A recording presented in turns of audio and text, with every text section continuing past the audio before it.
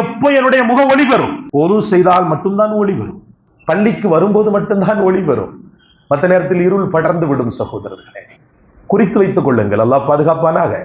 உலகத்தில் என்னவெல்லாமோ புரள்கிறோம், சரிதான்.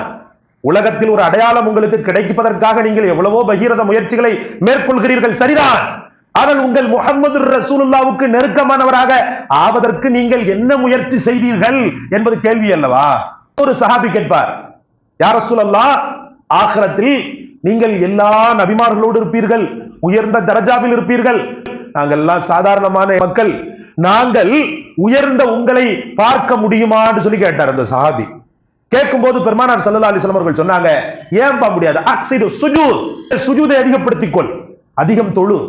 நீ அதிகம் தொழுதாலே நீ எழுதி வைத்துக்கொள், முஹம்மது ரசூலுல்லாவோடு நான் ஆகிரத்தில் இருப்பேன் என்று. எத்தனை பேர் இதுல பாஸ் ஆகும் தெரியலையே. அல்லாஹ் பாதுகாப்பானாக. ரப்பல் ஆலமீன் எல்லா